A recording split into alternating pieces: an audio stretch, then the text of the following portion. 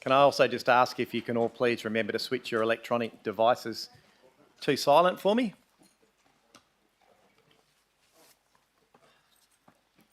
Thank you and welcome everybody, and of course welcome to those viewers who are watching the meeting via the live stream at home. Could I ask you all now if you could please be upstanding, and Deputy Mayor Migdale if you could read out the opening prayer. Almighty God, we ask you to guide us in all our discussions, to show goodness, honesty, understanding and wisdom in all that we undertake to do. May we respect each other's views at all times, and we ask all of this in your name. Amen. Councillor Hatton, could you read out the acknowledgement of country, please? On behalf of councillors, we would like to acknowledge the traditional custodians of this land, the Whadjuk people of the Noongar Nation, on which this meeting is taking place, and show our respect for elders, past, present and emerging. Thank you. You can take your seats, everyone. Without prior approval, any recording of the meeting is prohibited. No action should be taken on any resolution of council prior to written advice from the city being received. Item 1 is the official opening. Ladies and gentlemen, I declare the council meeting of the 19th of November 2024 open at 6:30 p.m. 2, apologies. I do have an apology tonight from Councillor Rob Papard. 3, approved leave of absence. I have nil. 4, disclosure of interest. There were none from the Audit or the Planning and Development Committee meeting. Councillors, are there any disclosures for this evening at this stage? No indications. So I'll go to item 5, petitions. Councillor Lagan, I believe you have a petition regarding removal of parking restrictions. Mr Mayor, I'll pass it over to the Alternative Ward Councillor as I live in Wood Street. Thank you. Councillor Judici. Yes, Mr Mayor, I've got a e-petition here. It's a e-petition with 6 verified signatures. We, the undersigned, do respectfully request that the council please consider removing all restrictions on parking on the north side of Wood Street between Walter Road and India Street in Goode.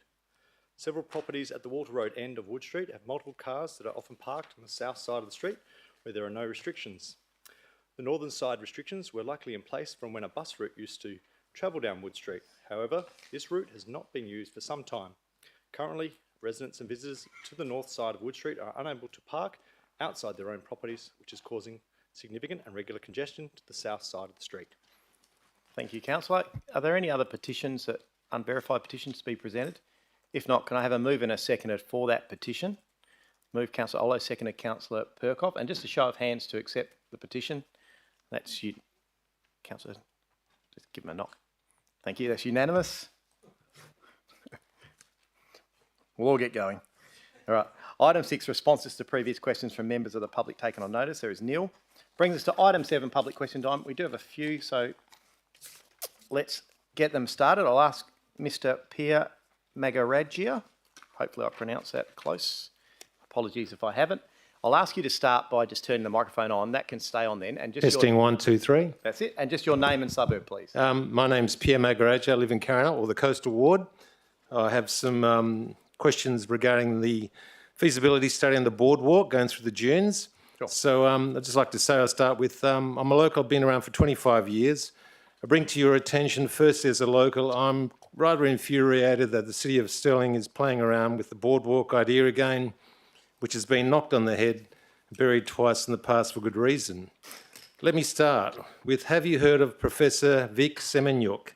He's a geomorphologist, and what does that mean, you probably ask? I have an answer. He studies how the Earth's surface is formed, changed by rivers, mountains, oceans and air and ice. The role involves a large amount of fieldwork, research such as the study of land around us, and for example of which his research includes Trigg Quindilup dune system between Scarborough and Trigg Beach. He has offered his research and knowledge of the coastal processes, coastal geomorphology and ecology specifically. The work he has done on the Trigg Quindilup dune system between Scarborough and Trigg Beach.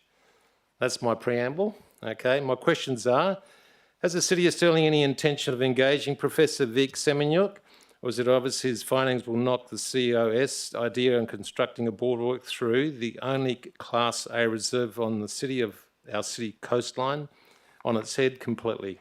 So I'm just asking basically, does anyone know him? Has anyone engaged his services? They're free? Yes, he has met with the CEO. And I believe he has had a meeting with the CEO. And is there anything from that? Mr. CEO. Thanks, Mr. Mayor. Thanks, Mr. Maragajia. I have met Mr. Semiak, and he shared his view on the boardwalk, and he shared, I guess, his expertise with me, and we took those comments on board. The question was, will we engage Mr. Semiak? No, we will not at this point in time. Okay. Thank you. And your second question? Well, that leads this. How can the CEOs ignore such a local expert's finding in this field? I find it quite strange. Yeah, thank you. I don't think the intent of the answer was that his opinions or his expertise have been ignored. They've certainly been considered, and there'll be future opportunities to engage with him and for him to provide comments through the consultation process. That's great. Okay, 3. Does the City of Stirling actually have no regard for climate change, which needs to be considered, thought out for the long term, make informed decisions, which should be based on science, not a simple no, yes, select demographic feasibility survey? Yeah, thank you for that question. Yes, we do have regard for climate change, and again, that will be considered through the process. It's certainly not a simple no, yes process. It will be, I guess, quite a lengthy process to not engage with environmental experts, but to also engage with the community. Okay, well, I'd like to say thank you for your time. I hope these questions are acknowledged, provoke constructive and clever thinking, not influenced by business, but rather the preservation of a very small piece of environment for our future generations to enjoy. Thank you. Thank you. Mike Marcello, please. Just your name and suburb to start. Mike Masiello, Trig. Yes, so first question or background. So Ms. Woolens-Croft sent through the IFQ document used for the proposed coastal boardwalk environmental impact assessment this afternoon, after requesting it about a month or so ago, so thank you. I note that the consultant was required to submit the final environmental impact assessment report to the city by the 25th of October 2024, 4 weeks on this coming Friday. We note that the deliverables state the report is to be publicly available on the city's website once finalised. My question, considering the report should have been received by the city about a month ago, what date will the environmental impact assessment be made available to the ratepayers, and how will the public and stakeholders be notified that it is available for review? Sure. Ms. Woolens-Croft. Through you, Mr. Mayor. Thank you for the question, Mr. Masiello. Yes, so we have received a draft report at the moment, and we're just providing some comments on that report. We're hoping that it'll be finalised in the next couple of weeks, and we will make it publicly available on our website and promote that through our discussions with the community and our Facebook pages. Any idea of the date that would be I would be within the next 2 weeks. 2 weeks, is it? Yes. Oh, fantastic, thank you. In the background section of the Coastal Boardwalk Environmental Impact Assessment IFQ, the following information was provided to prospective respondents, as quoted. Current perceptions indicate that the existing path between Scarborough and Trigg beaches is considered unsafe for pedestrians. Feedback from the community indicates support for a separated path boardwalk that creates a recreational link between the two beaches, improving access and safety, allowing the community to enjoy the natural environment along the coast. Although there have been no reported pedestrian incidents, the city continues to use the perceived pedestrian safety as a driver for the coastal boardwalk.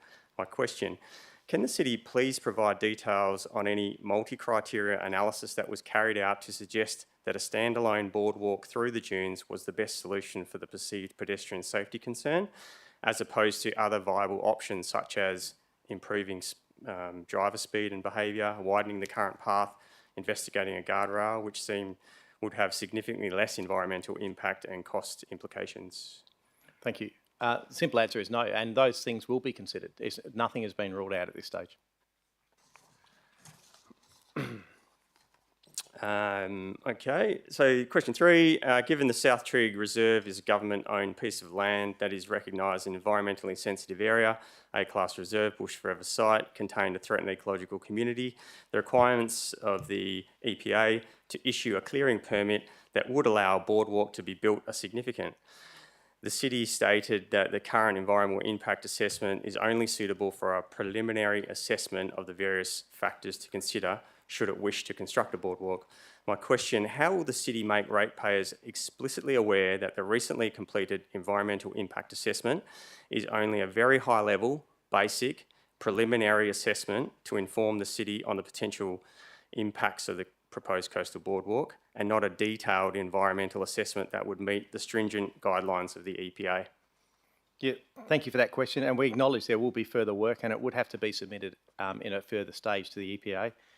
This is a preliminary assessment. We would envisage there would be some plans or some more understanding of how footings could be drawn, all those sort of things.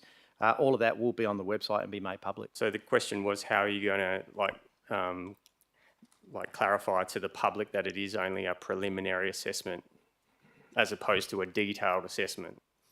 That's what I'm asking. Yeah, I'm not really sure what you're asking, sir, but certainly that report will be made public. It will be made public and it will be on the website, and we'll keep you informed of the process as we go through and clarify. No problems. Thank you. Thank you. Roland Hadley.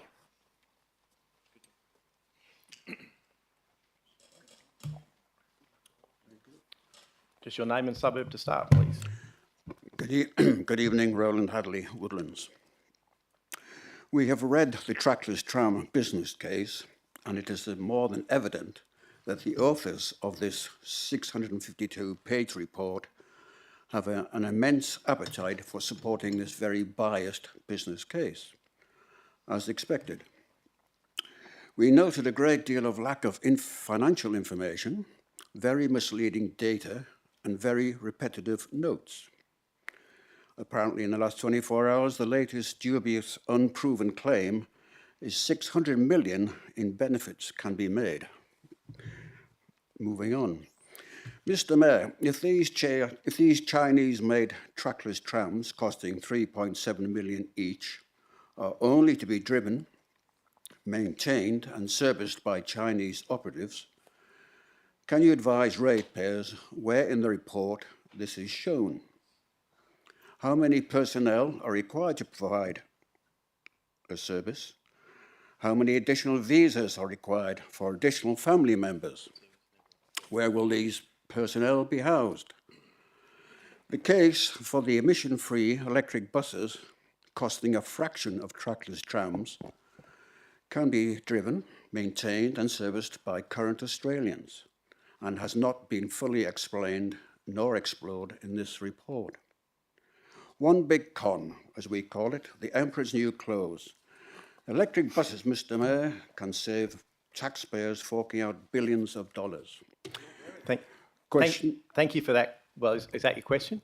That sounded like the question. So the council has always, or the city has always been very clear that we're not a public transport authority. So there's no reason we would do the studies on how to run a public transport system.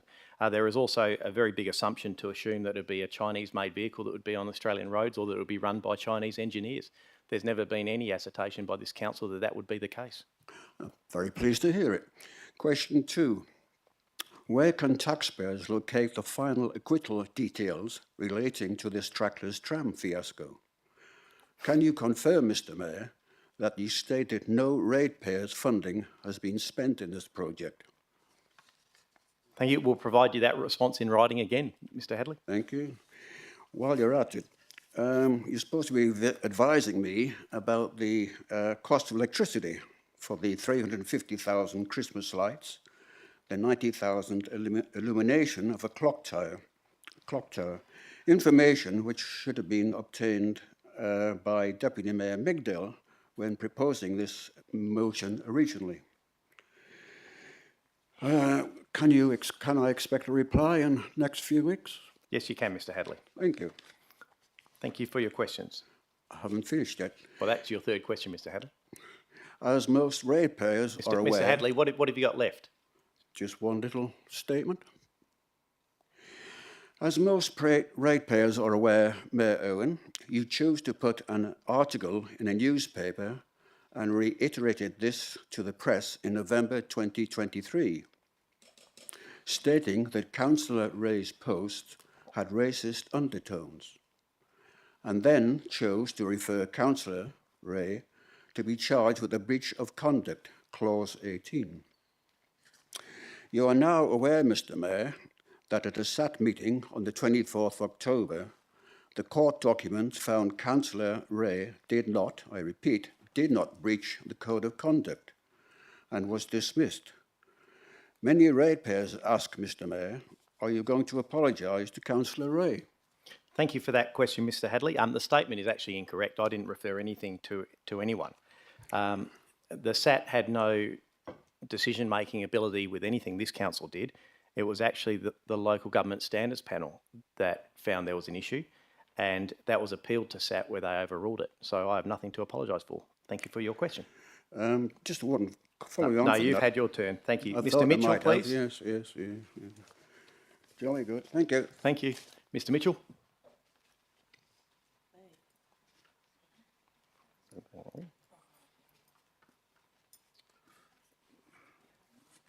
Just your name and suburb to start, please, Mr Mitchell.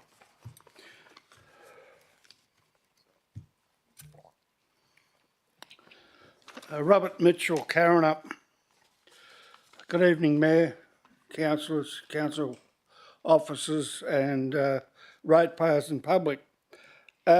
Tonight I have a couple of questions. The first one, Mayor, is I have included in this question relating to the Scarborough quotations from a media interview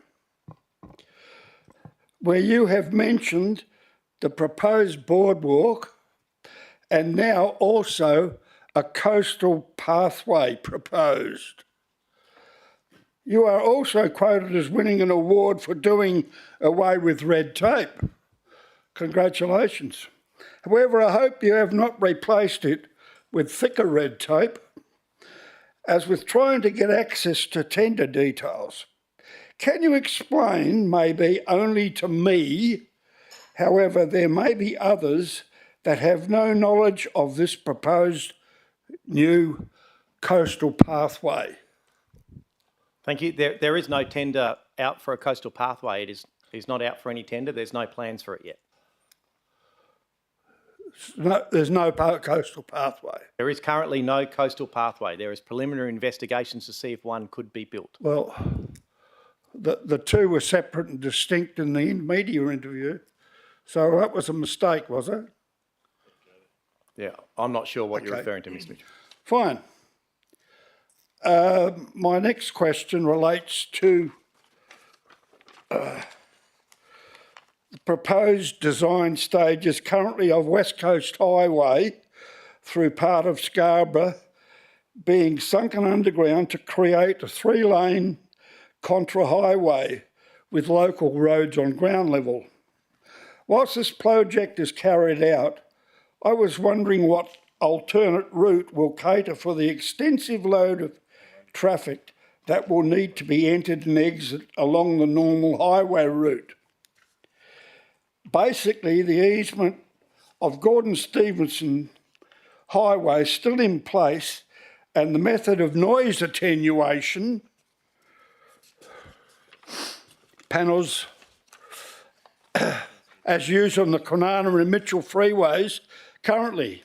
I see no good reason that the project not at least be extended from the new Stirling interchange to Saviti Street and Swanbourne. I have approached all of the known candidates in the next state election for Scarborough and Churchlands, Florida, so I have not received any satisfactory replies. Surely this is not an elephant in the room waiting to roar and stampede.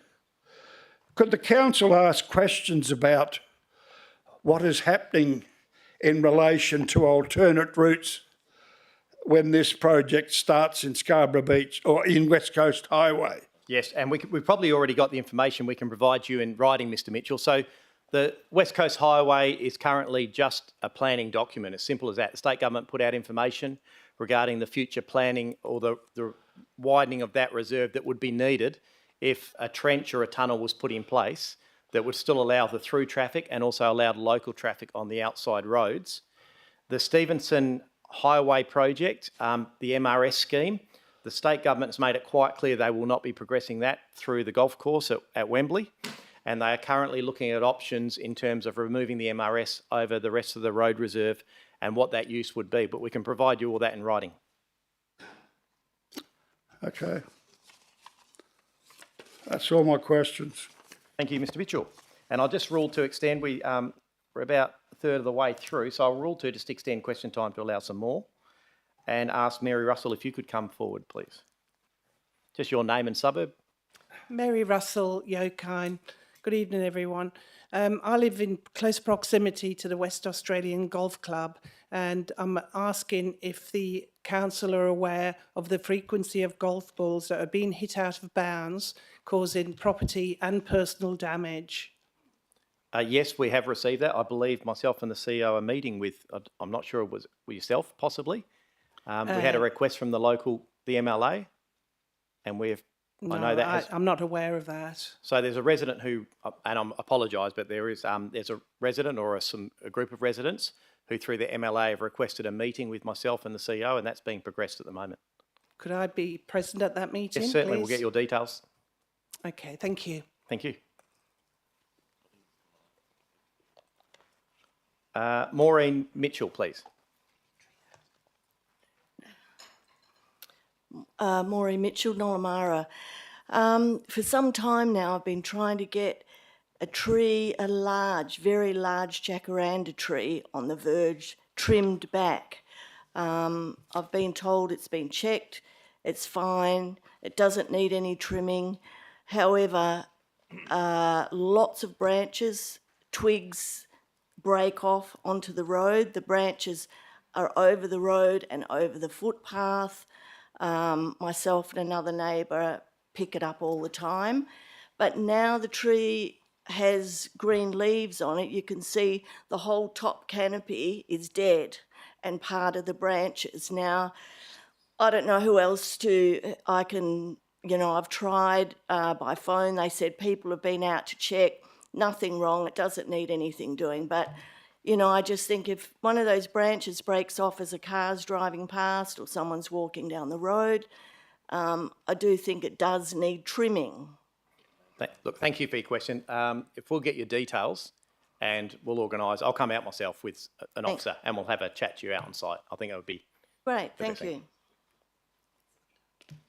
I can't guarantee anything, but I'll bring an officer out and we'll have a chat. Kieran Kelly.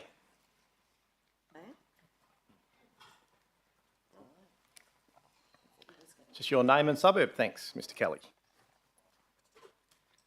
Kieran Kelly, Scarborough. My question tonight are regarding the $700,000 funding to the Perth Glory, which came to my attention via a radio sporting show, and on researching the council minutes of the 15th of October, noted that the discussions the discussion to allocate funds was held behind closed doors, which in turn pricked my interest.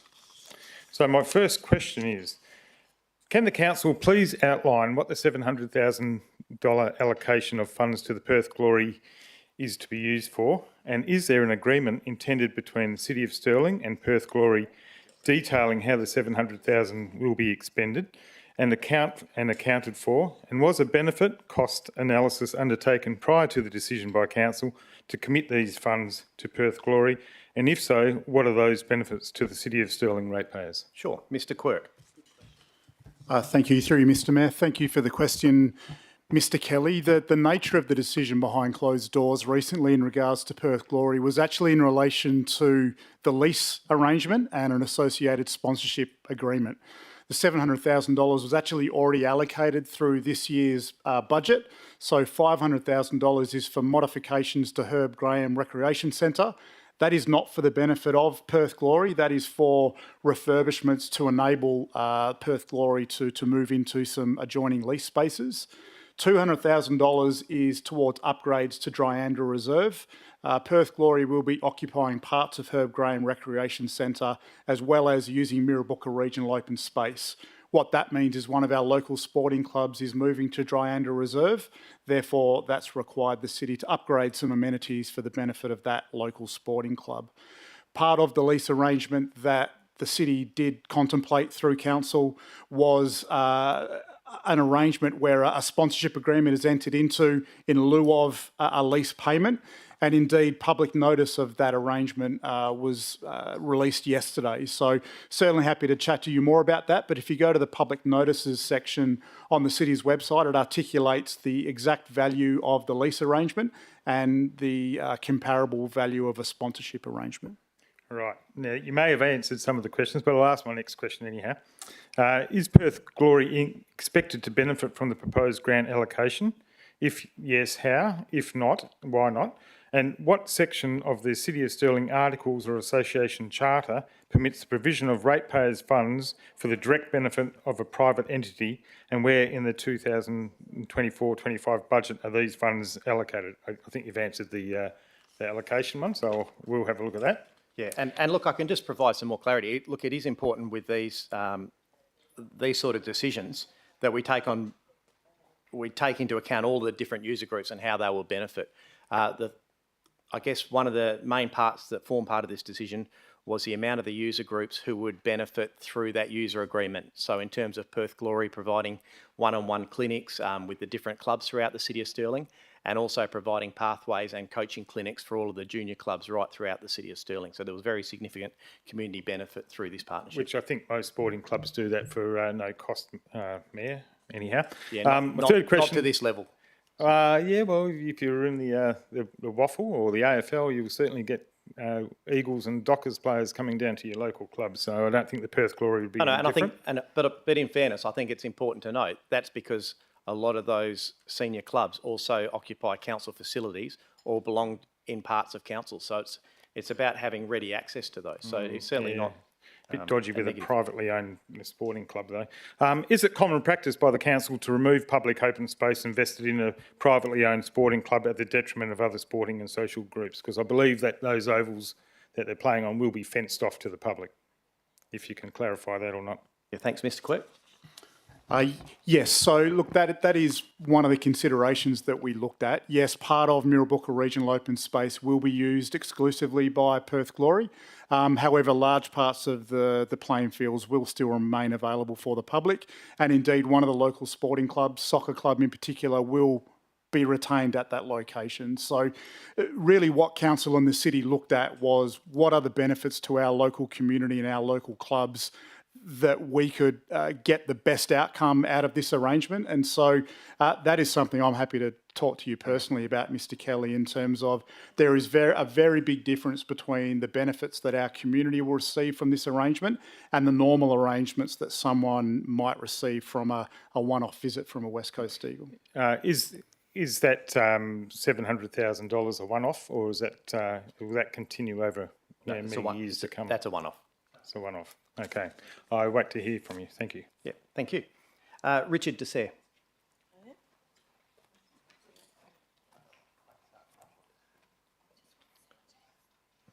Thank you. Just your name and suburb to start off.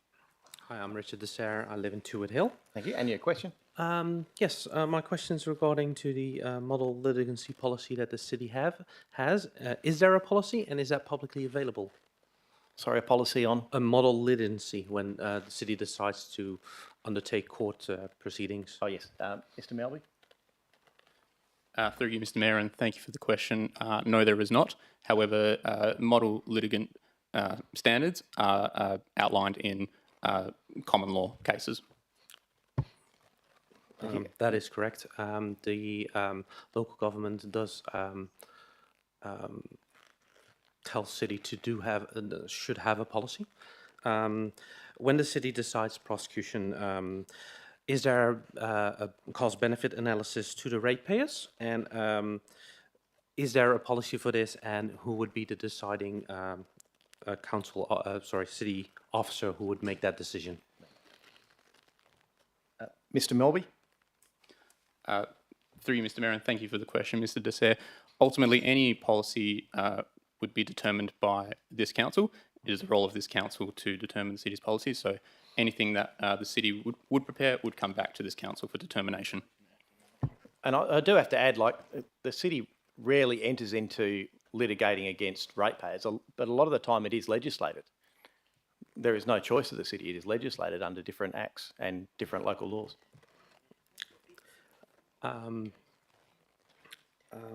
So I'd like to know, the last question, what's previous year's legal spending by the city? And what was the benefit for the ratepayers, as in how much money was reclaimed against the costs? Is that something that can be made available? Thank you. We can provide you, what we might do though is we'll provide you a response in writing, but we might get some more clarification. We'll get your details and try to get clarification, because a lot of the time it's not about money either. For example, you know, litigate on dog attacks or planning issues or whatever. So I think we could. I've done some research and I've seen what the city is legal, what the city is legally doing regarding to dog attacks, but I'm still interested in these numbers. Yeah, certainly we'll provide you a response in writing, but we might seek some clarity offline just to get a bit more clarity around that. Okay. Thank you for your questions. Robin Murphy.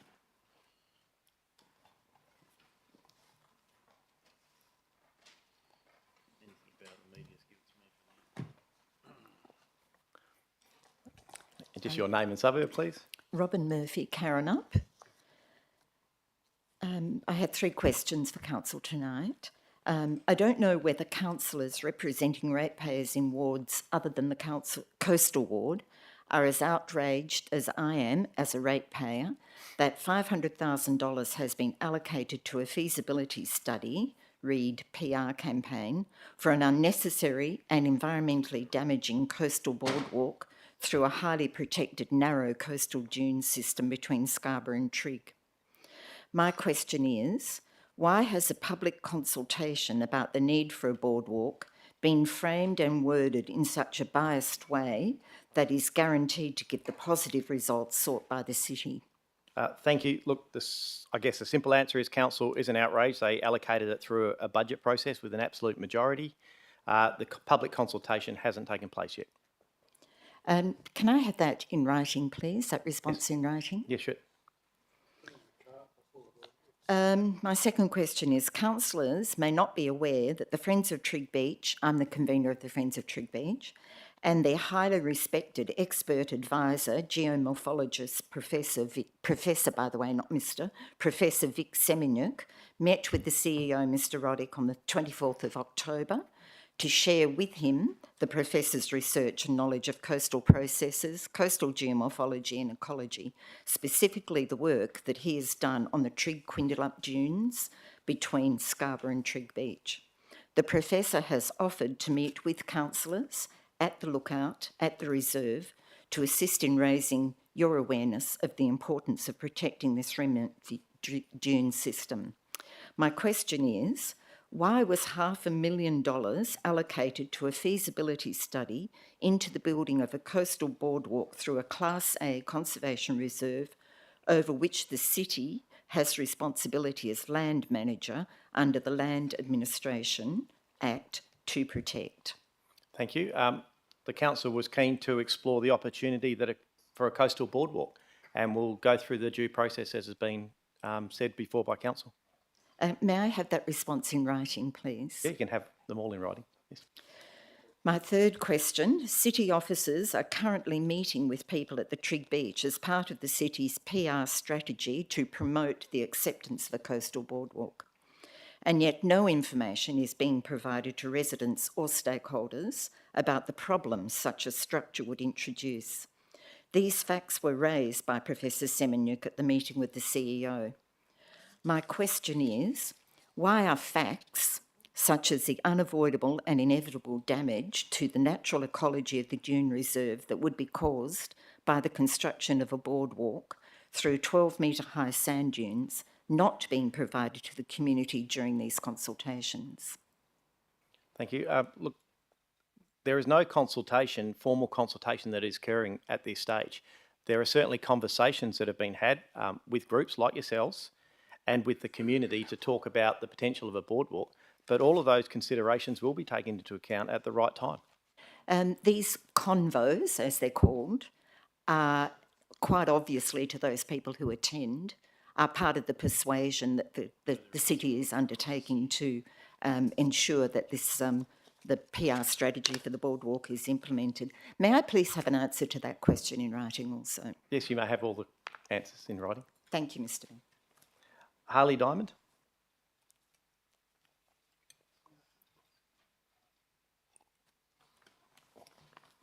Thank you. Just your name and suburb, please.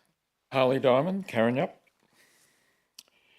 The council adopted its coastal hazard risk management and adaptation planning report in August 2023, identifying changing conditions along the coastline and providing solutions for managing it as the climate changes and sea levels rise.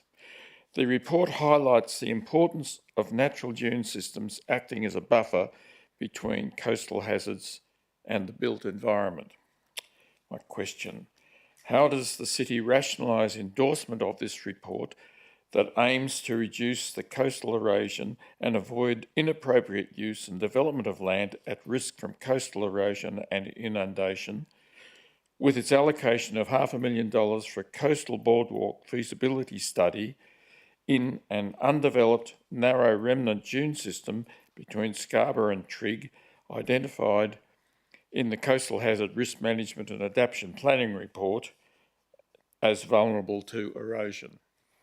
Yeah, thank you for that question. Look, the Chair Map does provide advice to the city or anyone who will make decisions along the coastline, whether the erosion is mitigated, the measures that must be taken in place, and where the erosions will occur. It doesn't mean that infrastructure can't be placed along the coastline. It just means it has to be taken into account. The city's coastal hazard risk management and adaptation planning report's recommended strategy for undeveloped coastal land that is identified as vulnerable is to avoid development to minimise the necessity for managed retreat, which it calls an expensive and dislocating option in the long term. The second question, why is the city and council spending ratepayers' money during this cost of living crisis on a $500,000 coastal boardwalk feasibility study in the South Trigg Beach Class A Reserve, when its own report recommends that no development should take place on undeveloped, vulnerable coastal land? Thank you for that question. That hasn't been determined yet by the city. It is quite possible that a boardwalk could be built behind those erosion lines, and that will come out through those environmental considerations. Number 3, the City of Stirling's Trigg Bushland Management Plan includes Sector 6, the South Trigg Beach Reserve between Scarborough and Trigg Beach, which is the only Class A reserve on the city's coastline. This 13.37 hectare conservation reserve forms a sequence of parallel dunes on a sea cliff sand ridge and is linked to vegetation and landform to the Chewett, Banksia and Marrie woodlands in the Trigg Bushland Reserve. It also contains a threatened ecological community of Rottnest Island pines, identified and listed under state legislation with a high level of protection. The question is, why, when the city's own Trigg Bushland Management Plan states that the TEC, the Threatened Ecological Community of Rottnest Island pines, currently fenced, surrounded by dense vegetation and on very steep dunes, requires a buffer area of at least 50 metres? Why is the city wasting ratepayers' time and money on designing a boardwalk that will not be approved by the state government? And look, thank you for that question. Whether or not the state government approves this is yet to be determined. Those environmental considerations will all be taken into account and will be published on the website and made public. Thank you. Thank you. And I think I've got Paul Collins to finish off.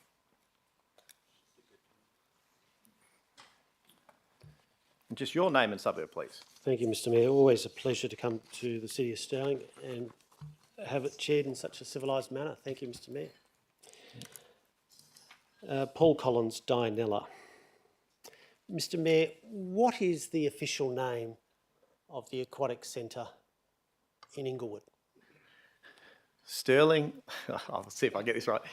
Stirling Leisure Inglewood, Terry Tyzack Aquatic Centre. No, I asked. Perhaps I'll rephrase the question, strike that off the record. Okay, and, scrap my answer too. So the question is, what is the official name of the Aquatic Centre which forms part of Stirling Leisure Centre Inglewood? Terry Tyzack Aquatic Centre. Right. So, Mr Mayor, when I go into the search button of the City of Stirling's website, all reference to the Terry Tyzack Aquatic Centre has been removed. And in fact, in news releases, it's been removed. Mr. Terry Tyzack, only became interested in council in the late 1960s, when pristine bushland opposite his home on Wordsworth Avenue was ruined with the sound of bulldozers clearing land and excavating soil for the Shire of Perth's newest rubbish tip, directly opposite. A successful architect with 3 young daughters, Mr. Tyzack found that the only way he was going to close the tip was to run for council in the newly created City of Stirling, wide election in 1971. Terry ran for the Lawley ward, but lost on his first attempt. He then lost on his second attempt in 1972, but won on a third attempt in 1974. He went on to serve 37 years for this council, over 30 of which were voluntary. I understand councillors today are paid over $2,500 a month. Pleasingly, Mr. Tyzack also led opposition for the proposal to turn Yokine Reserve over to the state's hockey stadium, leading the opposition to that so that it was then relocated, or the proposal for the relocation, to Curtin University. So pleasingly, the tip was closed. Pleasingly, there was no hockey stadium. And today, that site is the wonderful Yokine Reserve, enjoyed by hundreds of thousands of residents every year. So fittingly, given his length of service, at a certain time, the Terry Tyzack Aquatic Centre was born his name by council resolution. And fittingly, it sits high overlooking Yokine Reserve. Question: do you agree, Mr. Mayor, that irrespective whether one believes public buildings should be named after councillors, once a building is named in a transparent process, as this was, it is an insult to remove the person's name in the absence of any wrongdoing by that person? Yes, so thank you for that question, Mr. The only reason I didn't tell you to get to a question because I was actually trying to get on the website to check you out. So what I can tell you is any media release that has been put out regarding the Terry Tyzack Aquatic Centre and the new pools has included Terry Tyzack Aquatic Centre in it. So I'd be interested to see which one hasn't had that. I went on the website, and whilst when you type in Terry Tyzack, it doesn't come up Terry Tyzack, it then goes straight to the Stirling Leisure redevelopment with a big Terry Tyzack Aquatic Centre video with Terry Tyzack written all over it. Terry Tyzack still appears on the outside sign, and when you walk in the centre, there is still a photo of Terry Tyzack and the Terry Tyzack pool. So there is no intent. The council has not renamed anything. I'll certainly happy, and I know the website's undergoing a redevelopment, to get the team to have a look at that and just maybe make it so it comes up at the front when you type it in. But there's certainly no intent. It hasn't been removed off anything. And so would you agree with the premise of the question? Yeah, I said yes at the start. Thank you, Mr. Mayor. Mr. Mayor, we know that the Deputy Mayor placed a motion in her very early days as a councillor to rename Terry Tyzack Aquatic Centre. That was a fact. The motion was later withdrawn after community backlash. Yet the councillor tonight, in prayer, asked that councillors act in goodness, honesty and understanding. Whilst you were away, Mr. Mayor, in a well-deserved break, there was a press release issued by the Deputy Mayor, dated the 27th of August. And she found it just about impossible to mention the word Terry Tyzack Aquatic Centre. Let's go easy, Mr. Collins. Let me give you some of her descriptions. Let's get of to a everything. question. Of everything but the Terry Tyzack Aquatic Centre. Don't read out the whole press release. No, I'm not going to. She calls it the revamped complex, the aquatic centre, the outdoor pool, the facility, the outdoor pool redevelopment, a one-of-a-kind aquatic facility, one of 3 aquatic facilities, comma, Stirling Leisure, Inglewood, comma. Impossible for her to have named the Terry Tyzack Aquatic Centre. Then we come to your magnificent Swim for Life, which will keep us all occupied next week. So you issued a press release only today, Mr. Mayor, the 19th of November. And what a wonderful press release it is. Mayor Irwin has spent recent weeks swimming laps at Stirling Leisure Inglewood. Let's hope you're not swimming laps in the spa bath or the gymnasium. Let's hope you're doing it. It would have been easier, Mr. Collins. Let's hope you're doing it at the Terry Tysick Aquatic Centre. So why is it so hard not to say that you've been swimming laps at the Terry Tysick Aquatic Centre? Look, I think I've got to say, Mr. Collins, you're jumping at shadows. There is no intent with any of this. I have plenty of posts where I'm swimming at Terry Tysick. The rebranding. This is an official new press release today. And you will see even at Scarborough Beach Pool, it will start to be called Stirling Leisure Scarborough Beach. It is a branding strategy across the city. It is still the Terry Tysick Aquatic Centre. I welcome you out there on Sunday to watch me swim. It's quite a sight. Is there a page? Look, the CEO will be joining me as well. I'd like to give you some encouragement to swim faster because there's a bit of humour in your press release today, and you must have had a pen to write it. So that's why it bothers me that it doesn't mention it, because you actually say that... I didn't write it. Your group, Mr. Croy, though, is very happy that you like his press release. So it talks about two groups, the Stirling Aquatic Masters... We have a big meeting, Mr. Collins. Have you got a third question? Who are stacked with 6 pool lifeguards, but your group's called just the heavy hitters. Let's hope it's not the heavy sinkers. I'd love to be able to donate if it's for charity. If you could share that on your Facebook page, I'll click a link in there and give you a donation. Thank you.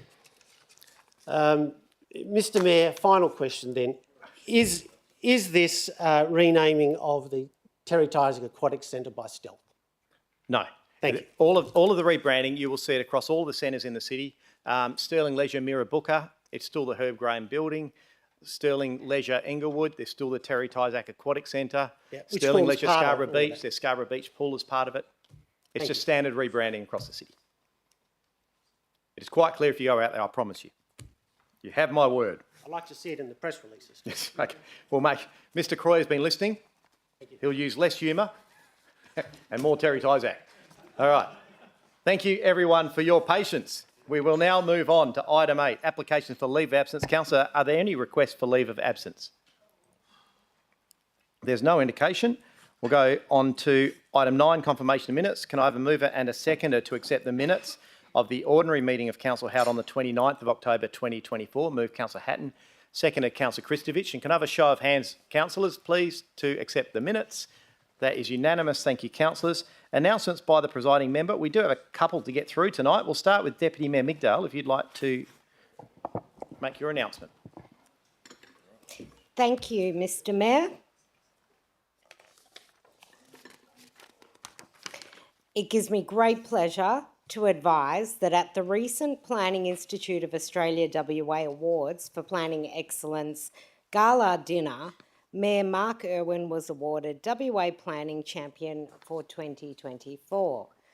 The Planning Champion Award recognises non-planners for their significant contribution to planning through advocacy and influence. It is awarded to a person, group or organisation that has raised public awareness and understanding of planning. Mayor Irwin's nomination highlighted several key recent planning projects which have benefited from his leadership, including the city's trackless tram trial and business case. Mayor Irwin's nomination also outlined how he's worked to make planning more accessible to the public during his time as mayor. On behalf of council, I'd like to congratulate Mayor Irwin on this very well-deserved award. Well done. Thank you.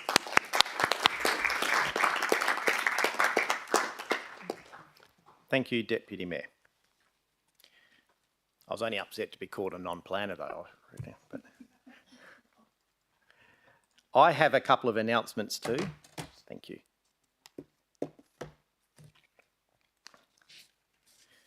The first one is an announcement regarding the AusContact 2024 National Excellence Awards. On Friday, the 15th of November 2024, I, along with members of Customer Experience, attended the AusContact 2024 National Excellence Awards held in Brisbane. I am very pleased to advise that the Customer Experience team won the National Award for their customer training transformation under 2024 for Customer Experience Initiative of the Year, Workforce Transformation. This project transformed the learning and development journey of a customer experience officer. The project rebuilt the right foundation to improve customer experience by creating a confident and capable workforce while tackling changes as employee attraction, high attrition and siloed learning, which was impacting average time to answer inbound calls. The project developed an end-to-end program that met employee needs at every stage, though ultimately delivering extraordinary outcomes for our community through expedited call answering times. Long call wait times are a thing of the past. For the last 7 months, calls have consistently been answered within the required timeframes, driving a consistent and exceptional customer experience. Could I please ask the team, we have the team here tonight, so could I please ask Rebecca Embleton-Smith, Maddie and Kira, who are also here, to stand up. And if you would all please join me in congratulating this incredible team.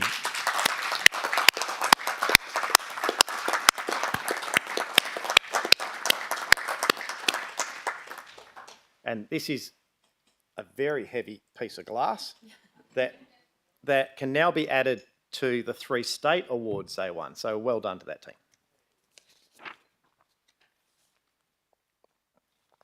I would also like to acknowledge our change management team. So the City wins the Change Management Award at Local Government Professionals Awards. On Tuesday the 5th of November 24, I, along with the Acting CEO, Amanda Shears, Manager of Strategy and Performance, Michelle Walsencroft, Chief Technology Officer, Miriam Sanchez-Blanco, and Change Lead, Joe Christophides, attended the Local Government Professionals WA Awards dinner. I'm pleased to advise at this dinner, the City won the award for change management. This award showcases the City's change management capability developed over the last 4 years and demonstrates the importance of change management in driving the City's technology strategy through the Digital Harmony program. I want to recognise the dedication and significant efforts of the City's change management team who have contributed to the City's digital transformation journey. So well done to the team, Emily, Meg, Shiv and Joe, as well as our Chief Technology Officer, Miriam Sanchez-Blanco, and her technology team for making this happen. Well done. And that's...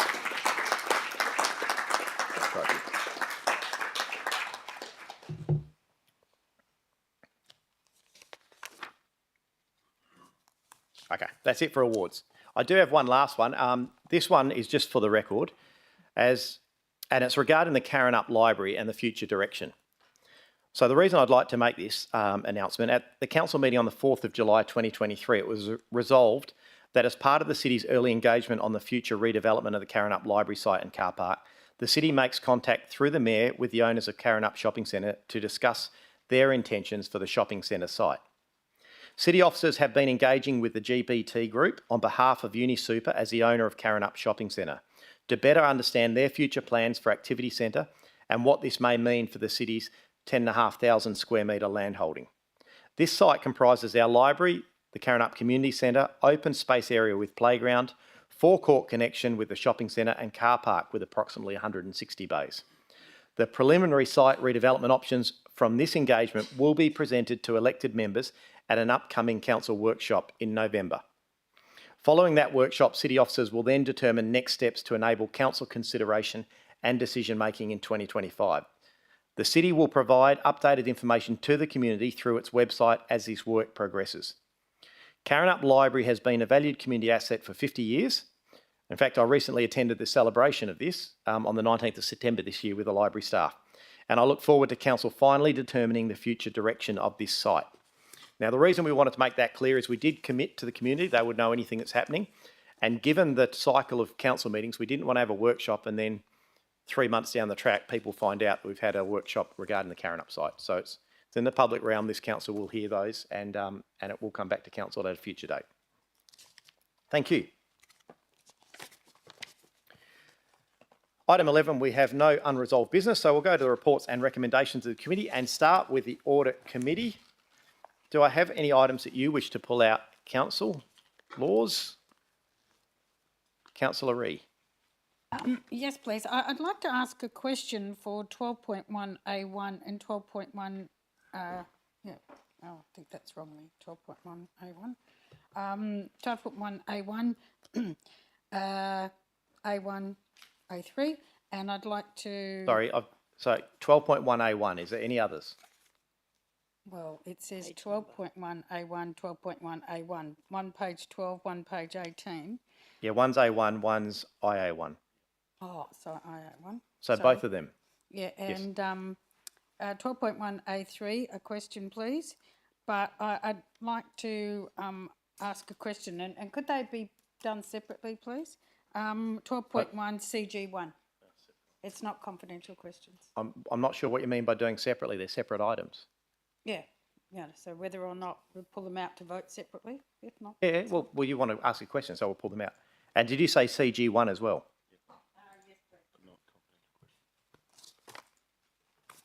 All right, councillors, let's go to those. So we'll start with 12.1A1, city leave liability. Councillor Lagan is chair of the committee. Yeah, just to confirm through you, Mr Mayor, that's listed as any discussion is to be behind closed doors. Yes, I'm just assuming Councillor Ree has read that and is just asking a simple question. I'm happy to move the recommendation on page 12 and interested in the question. Thank you. Councillor Perkov is happy to second it. Is anyone opposed to this? No. Councillor Ree, your question. I must make the comment that the questions I asked will only be prepared only on the documents as presented to the public. That's all. Yeah, sure. Not in the confidential. Yeah, you've been around long enough to know what you can. Yeah. I won't make a comment on that one. Somebody asked me, a couple of people asked me, why are the attachments referred in the document on page 17 not attached, that they are confidential? Should there not have been a rider then? If we're making... Is that your question? Or yeah, is it? that's the question. People said to me, and I went, because they're You confidential. couldn't do that offline? No, that people asked though, rather than me run around and tell hardly people. an Why item. can't we just say... Councillor Ree, we're not going to pull each of these out because someone asked you to ask about a simple question. Have you got a question about the actual item?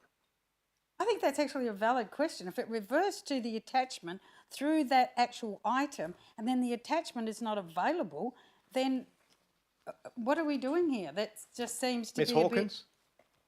a bit odd. We could say that it's not available, but we say nothing. Mr. Morby? Through you, Mr Mayor, and thank you for the question, Councillor Ree.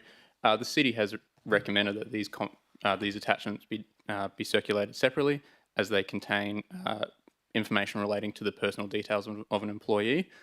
As always, it is open to council to make a different determination on whether a document is confidential or not.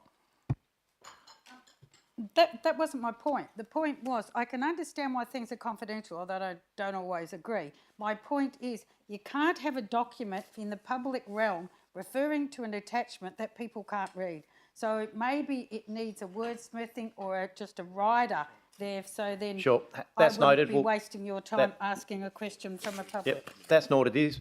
That's noted. It is part of the audit committee, but we're happy to make it clearer that they're confidential attachments that include employees' names or whatever the reason is. Thank you. If there's no one opposed, we'll put that first one then.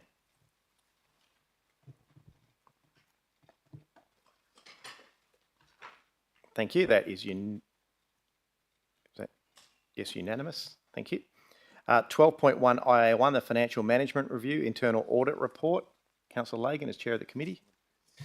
Yeah, thank you, Mr Mayor. I'm happy to move the recommendation on this is 12.1A1. IA1, yeah, on page 18. And I do note that Councillor Ree, who's asked for the item to be pulled out, was not in attendance at committee, but obviously does have the right to ask a question at council.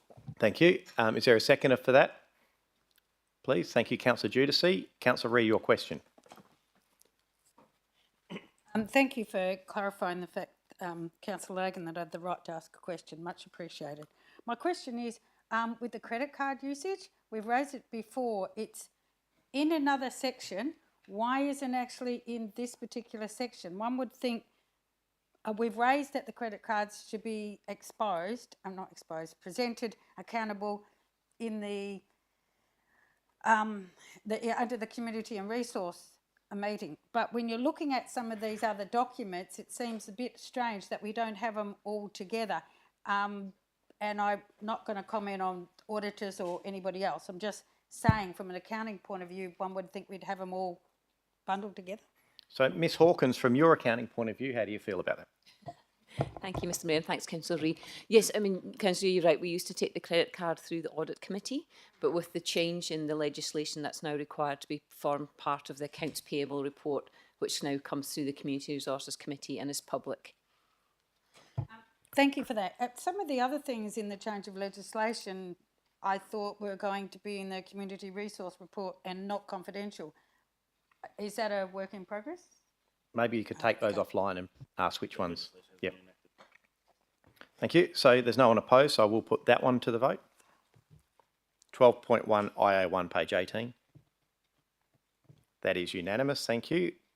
Councillors, 12.1 IA3, the Internal Auditor Activity Report. Councillor Lagan, as Chair of the Committee. Thank you. Mr Mayor, through you, I'll move the recommendation on page 27, is that correct? Thank you. And is seconded by the Deputy Mayor. And sorry, I'll just note again that Councillor Ree was not at that meeting. Thank you. Councillor Ree, what is your question regarding this one? Thank you, Councillor Lagan, for reminding me.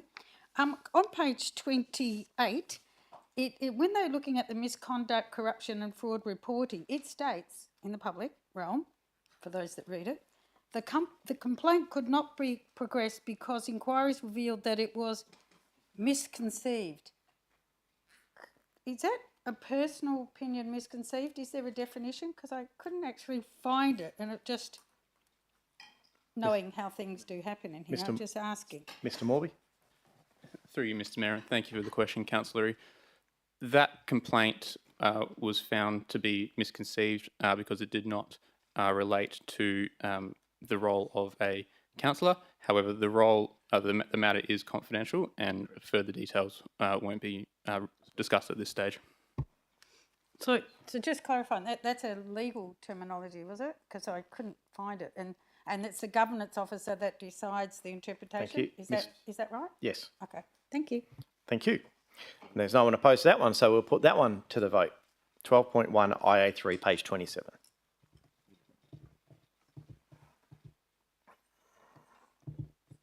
Thank you, and that is unanimous as well. And 12.1 CG1, Accountable Sterling Quarter, Quarter 2, page 56.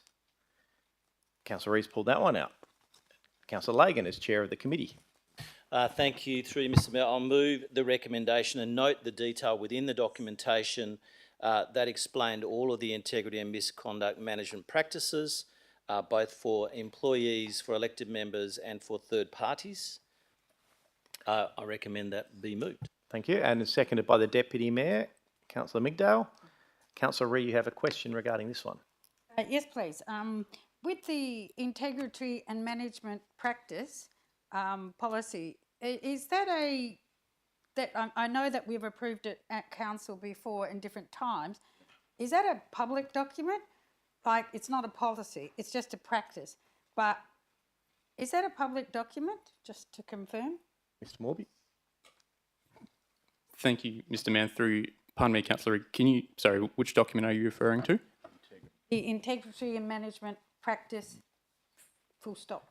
It's not a policy, it's a practice. Thank you.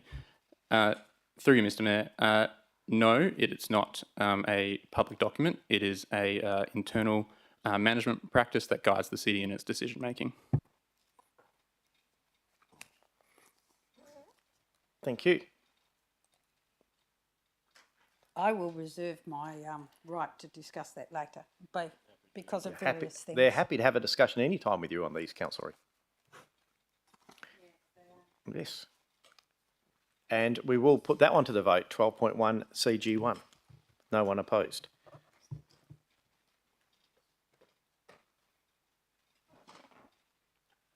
Thank you. And that motion is carried with Councillor Ree voting against it and all other councillors voting for it. I will now go to the balance of the Audit Committee reports. Councillor Lagan. Yeah, thank you. Through you, Mr Mayor, I'll move the balance of the reports and thank all those who attended committee and the documentation detail. Thank you. And Councillor Kristovich has seconded the balance of reports. I will put them to the vote, councillors.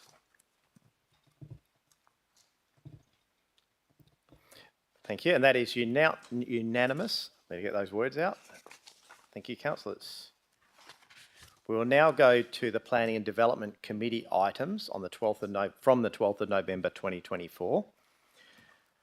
Do any of these items required to be pulled out this evening? Councillor Dudek. Yeah, can I please just a question on 12.2 DS1?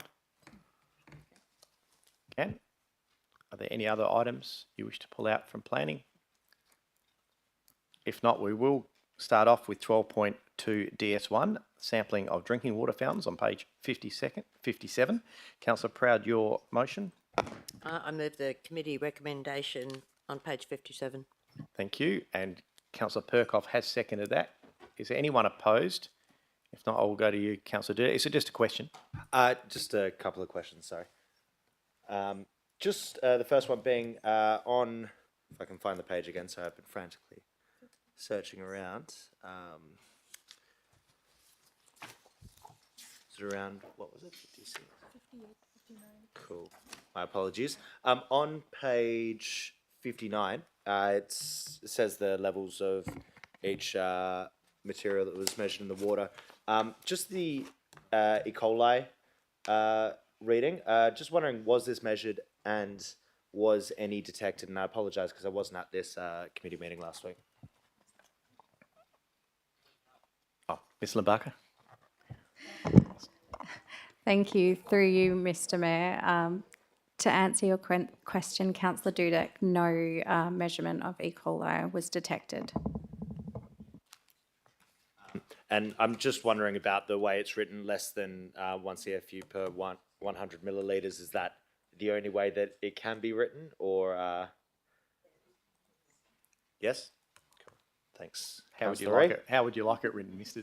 No, just wondering if that's the appropriate way. Yeah. Cool. Awesome. Next one was, are there any concerns we've received from residents regarding specific fountains, and when these concerns are received or complaints are received, are tests conducted at that time? Thank you, Ms. Lambaka. Thank you. Through you, Mr Mayor. Councillor Dudek, we didn't have any complaints and there hasn't been any complaints about drinking water fountains to my knowledge. This was an exercise undertaken in response to Councillor Ree's notice of motion. It's not something that we would ordinarily do, but as we've written in the report, it's something that we can do as part of our normal business moving forward. Cool, nothing further. Thank you. There's no one opposed, so I will put 12.2 DS1 to the vote. Thank you, and that is unanimous. Thank you, councillors. Councillor Proud, would you like to move the balance of reports? Happy to move the balance of reports of the Planning and Development Committee. And seconded, Councillor Kristovich. Thank you. And noting that Councillor Lagan has left the chamber, we'll put the...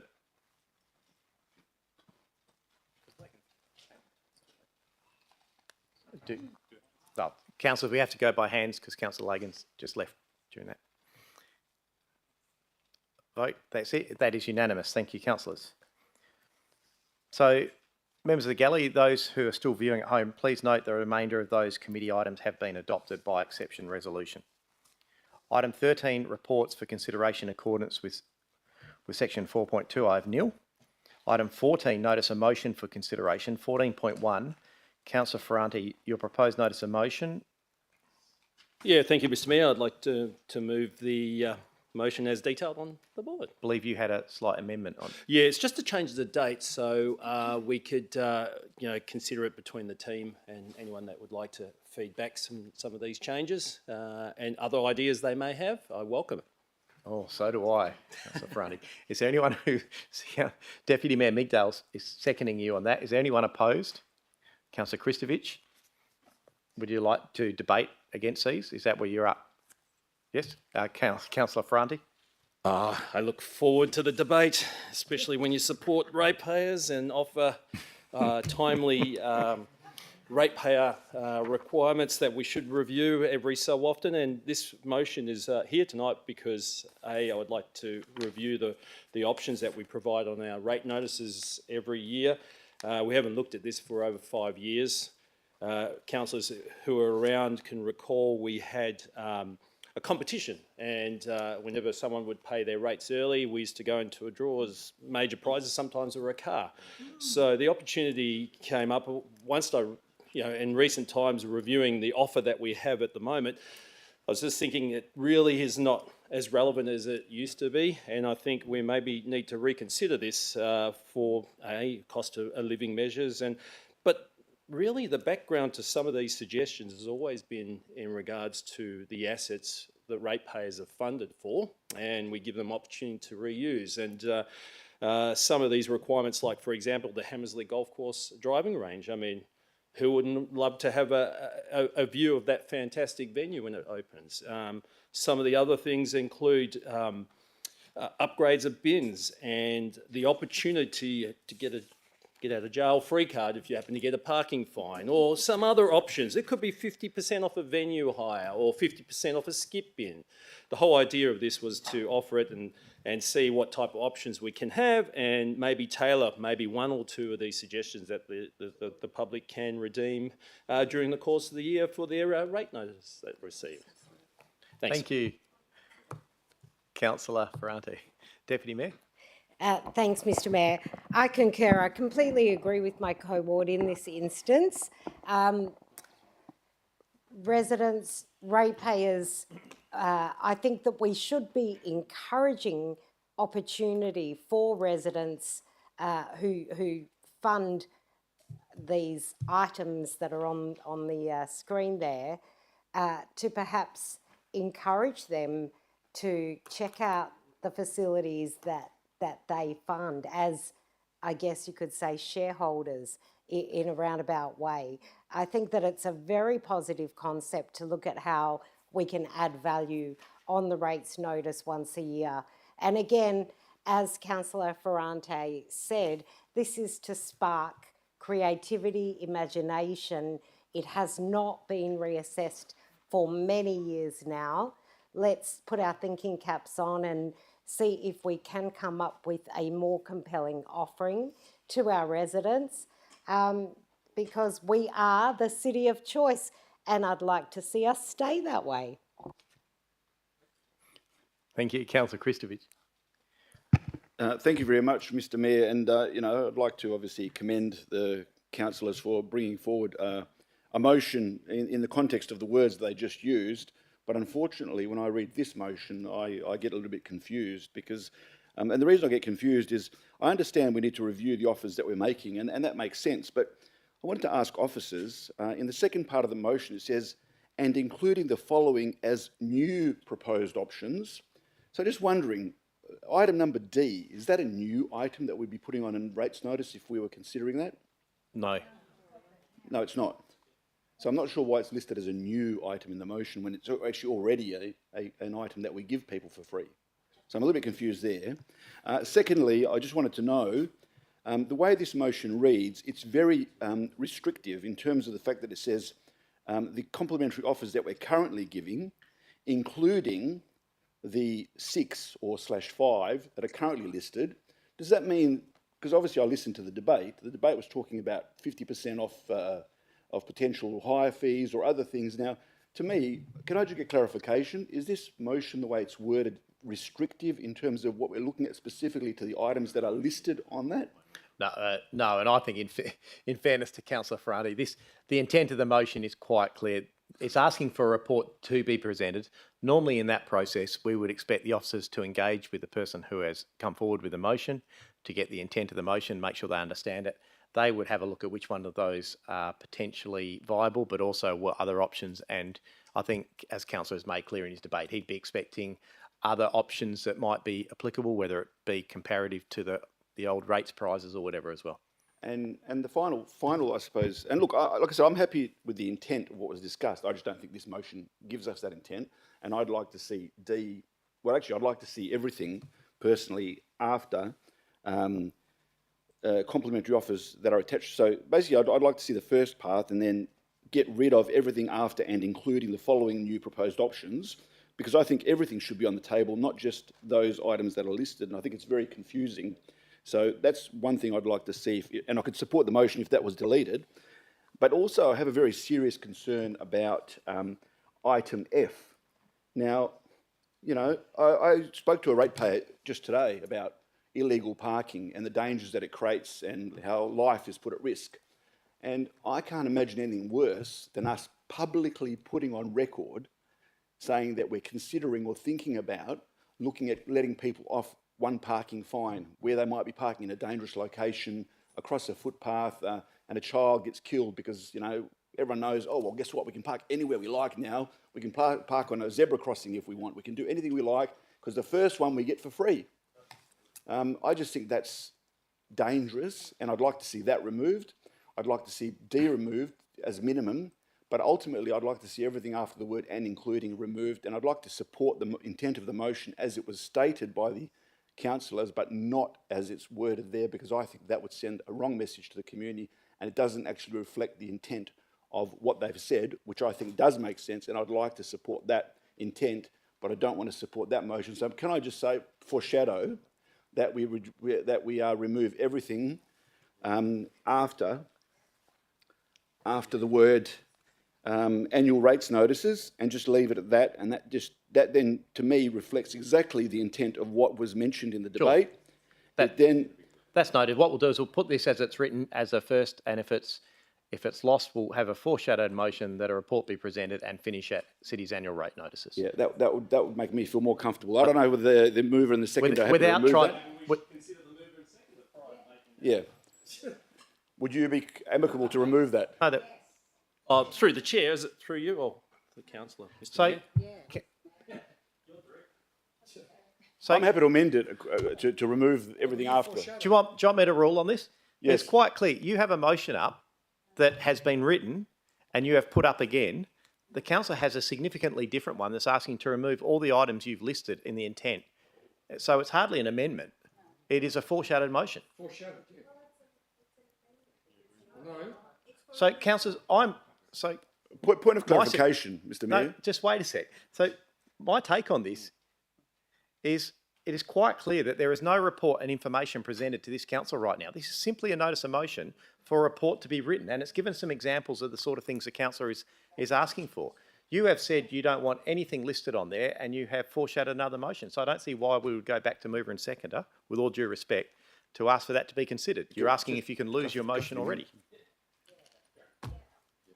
So I'm happy with how this is progressing. You've made your point, and you can vote against those. Yes, and I'd like that, because I think it's important to make sure that we accurately reflect the debate and discussion around this table in the motion itself, and I think it makes the motion stronger. And also, I think that motion, the way I read it, if I read it in a technical perspective, is very restrictive in what we can look at, what it's asking for, and there's a lot more things we can put on the table, and I just think it's dangerous when you start listing items like that and then leaving everything out, because that's what that's implying. Thank you. Councillor Dudak, I've got you next.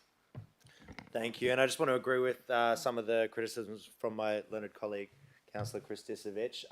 I do very much want to vote in favour of this motion as it reads, and I'm very much in favour of free upgrades to bins, as we've recently talked about. I do find it somewhat amusing that it was only about a month ago that my colleague Councillor Ferranti actually voted against the free upgrades to yellow bins.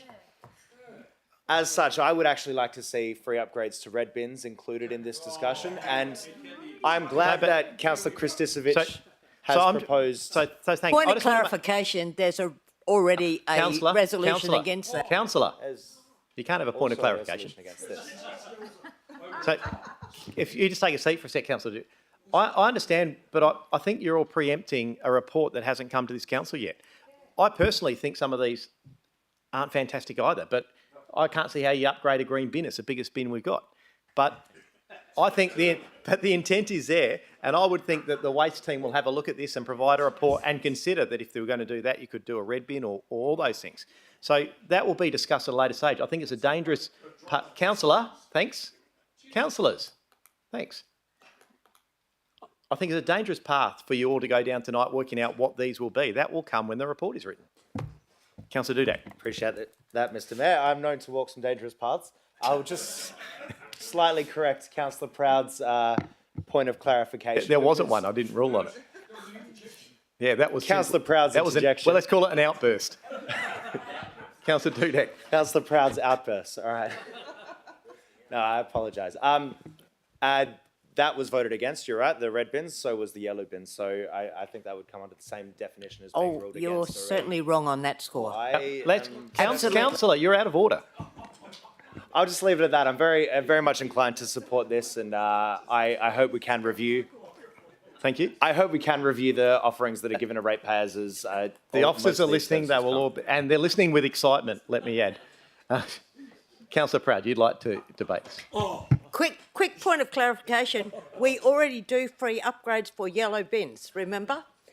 That's a fact. I'll just reiterate what you said, Mr Mayor. This You is a don't have notice of motion. It's got to come back to CNR. Everyone can have their say, etc. There's no financials on this. Everybody would have noticed that. We need to have financial information. This could cost $20 million. You know what I mean? You need to make informed decisions. It's a notice of motion. It'll come to committee. Thank you. Easy as that. Thank you. Councillor Ferrandi, would you like to close debate? Look, I mean, look, no, there's no intent here. Nothing's set. Look, they were only sample suggestions. We are always open to discussions, and look, the intent of the motion, it was always to bring a report back so we can talk about it and review them. If it comes out that everyone wants to keep the same thing, then so be it. But it's an opportune time. We haven't done it for 5 years, and to be honest, the redemption rate is only like 11% of the current offerings anyway. So let's make it things that are relevant. Look, I understand from the councillor's point of view and concern about the annual parking fine. Again, these are all just suggestions. We can certainly review that, and if there's any intent that's not meant to happen, then look, it was always reviews of, if something was to occur and someone puts in a mediation of they made a mistake is where the intent of this was coming from. But anyway, we can throw it all out if anyone's worried, and let's just go for reviewing everything anyway. So please support the motion. There's no sinister stuff behind it. Thank you. Thanks, Councillor Ferrandi. That is closed. Look, I think the motion is very clear. If you're that worried about the way it's written, vote against it. The foreshadowed motion, if it's lost, will come back without A, B, C, D, and E and F. So I'll now put the original motion as put by Councillor Ferrandi to the vote. Thank you. That motion is carried. 9-5. Councillors voting for: Criado, Ferrandi, Hatton, Lagan, Migdale, Olo, Proud, Thornton and myself. Against: Dudek, Judici, Kristovich, Perkov and Ree. Noting they're not completely opposed as debated was clearly, and it will come back to council. 14.2, proposed notice of motion, Councillor Suzanne Migdale, safer exchange sites. Let's see if this is easier. Deputy Mayor. This will be much easier. Did you want me to read the motion or no? I think you can just put it. Put it? Well, I'll move it then. Yeah. Thank you. Seconded, Councillor Judici. Is there? Yes? There are several questions. Is there a seconder for the motion first, please? So seconded, Councillor Judici with a question. Councillor Migdale, I'll allow you to... Thanks, Mr Mayor, and I appreciate your indulgence on speaking to this notice of motion. So you may or may not be aware that in recent times over East, there has been the concept introduced of being able to transact online purchases and transactions, buying and selling, out the front of police stations over East. And the reason that this came about is because many people are now transacting on sites like Marketplace, Gumtree, etc. And of all the people that are transacting on these sites, there are many people who are under the age of 18 or who are, of, what's the word, without saying anything ageist, advanced years, I guess. And in many instances, there is a feeling of being unsafe when someone comes to your home to make a transaction. So what this is encouraging our community to transact safely.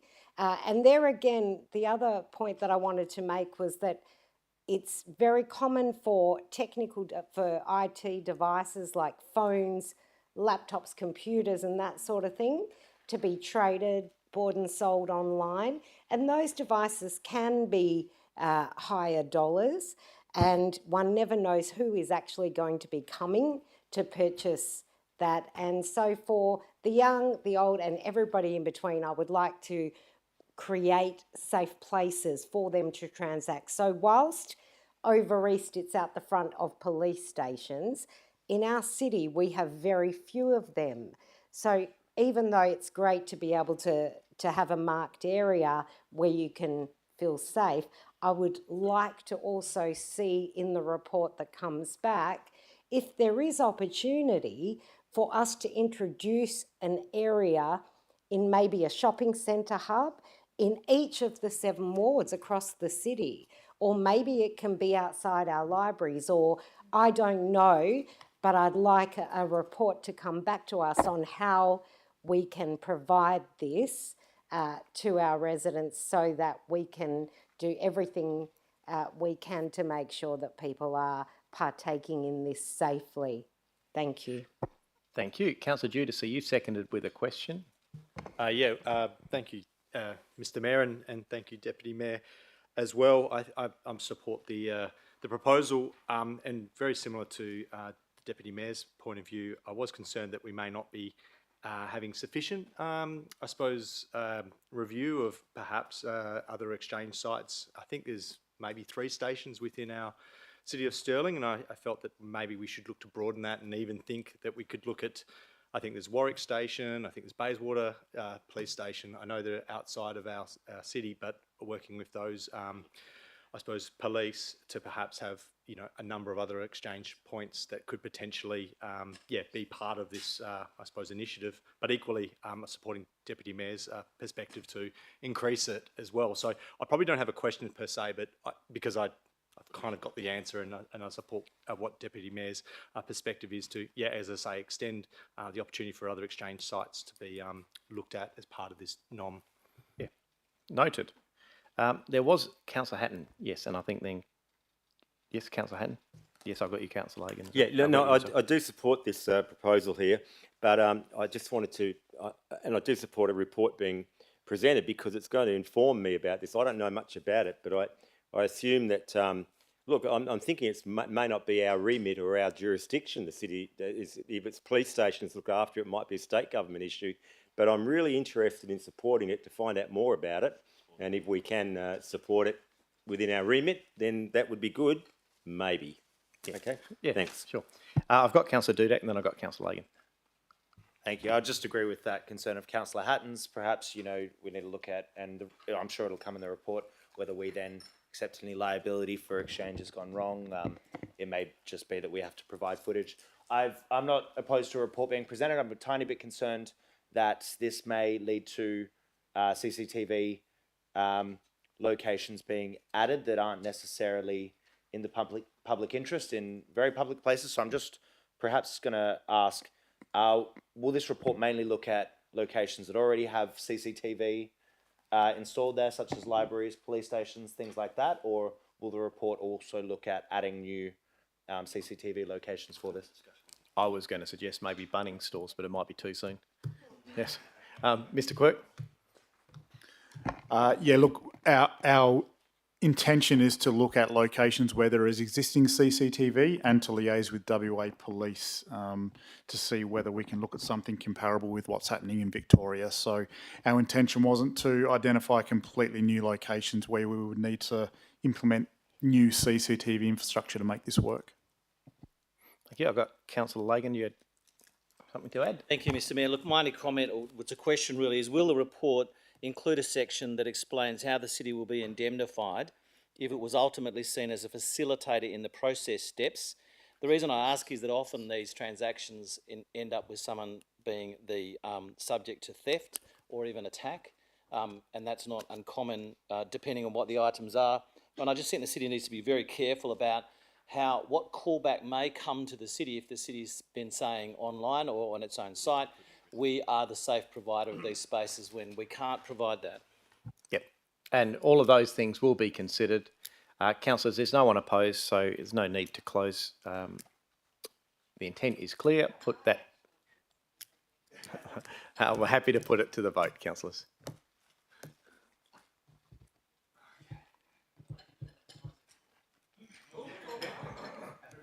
Thanks. That is unanimous.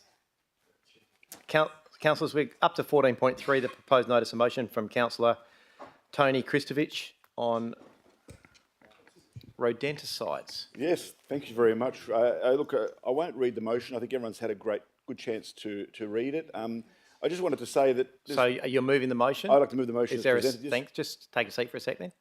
And a second, Councillor Proud is happy to second the motion. Is anyone opposed to the motion? Sure, I'll let Councillor Kristovich just open because these questions seem to get a little bit of legs. Yeah, but he just wants to do an explanation. So yeah, just a quick one. Obviously, there's a couple of reasons for this notice of motion. Firstly, it's about the City of Stirling being able to put on the public record what it currently does in this space and the measures and balances that we take in terms of trying to protect our native fauna. And obviously in the coastal world, there's a lot of fauna. And you know, what people don't realise is that the supermarkets and Bunnings sell, you know, these pesticides which basically kill our native fauna. So once they ingest it and they die, if they're eaten by the native fauna, so in this case specifically we talk about owls, if an owl eats a mouse that's died of this poison, the owl will die as well.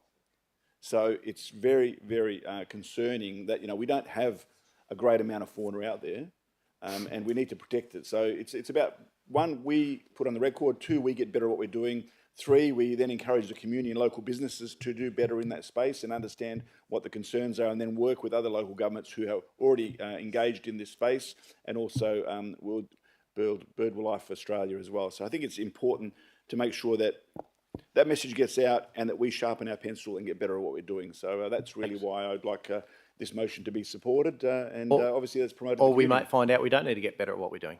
So let's not assume. Councillor Dudek, you got a question? Yeah, just a tiny bit concerned about the wording, how it says the report be presented to council to outlining how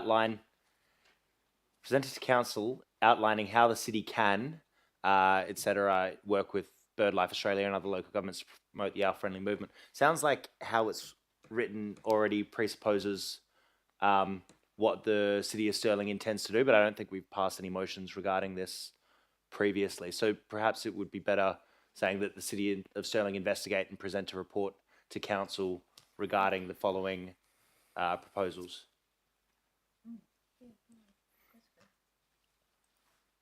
So, hang on. No, I don't think. Okay.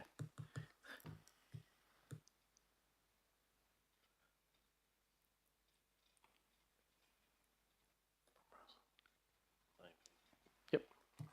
Are you happy with that, Councillor Kristovich? It's pretty much the same, I think. Yeah. Councillor Proud, you're happy with that? They're happy, so we'll just take that as substantive. Councillor Migdale, you got a question? No, I said, have you got a question?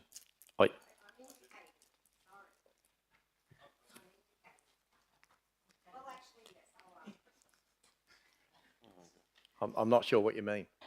It's only, I'm cautious, councillors, just remember what these are. These are motions to go forward. It's really hard to debate when you haven't got any information on any of these things. So it really is like just clarifications or questions. Well, I do have a question, if that's But that's what I'm okay, asking you to do. Mr. Mayor. Then, so through you to officers, as much as I love owls and their big happy faces, it was my understanding that they are an introduced species that actually are quite damaging to natural fauna. No, I think... Sure, but so again, this is what I'm worried about, is we've got no information about owls in this report, so let's not start. I think this has been put up by the councillor. I'm pretty sure that the councillor has already discussed with the officers, and they're quite okay with this. I actually assisted with a few bits of wording to make sure it was compliant. So we'll find that out. Councillor Ferranti. Mr. Mayor, look, I'm a little bit confused about number 2. I'm not sure if I'm going to support this because what does promote owl-friendly products mean? Well, I don't understand what this means. I think Councillor Kristovich brought that on himself. So there's no one. Someone please teach me the alphabet. I don't disagree with you, Councillor Ferranti. There's no one opposed. Let's move Councillor Kristovich, seconded Councillor Proud. I'll put this one to the vote for a report to come back.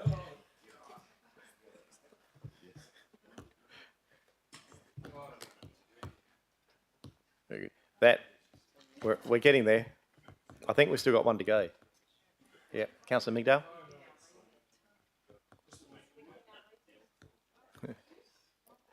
Okay, that motion is carried. Councillor Ferrandi is voting against it. All other councillors are voting for it. We'll get to do it all again.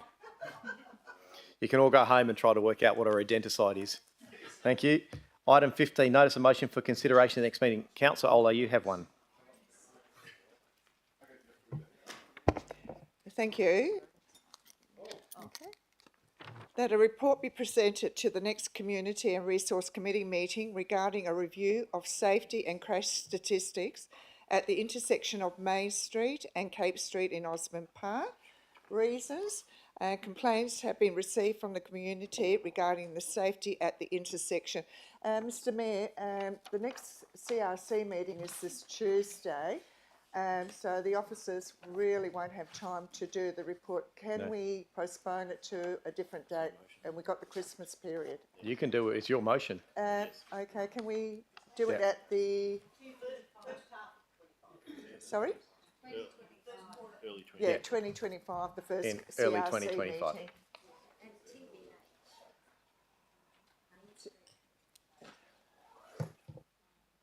Thank you. Are there any other proposed notices of motion, councillors? There's no other indication, so we'll go on to item 16, questions by members which due notice have been given. Councillor Elizabeth Ree, there are a couple published that states that there will be more information in the next council agenda. 17, new business of an urgent nature, I have nil. 18, matters behind closed doors, I have nil. 19, closure. I declare the meeting closed at 8:05 p.m. Thank you, councillors, for your attendance tonight, and good evening.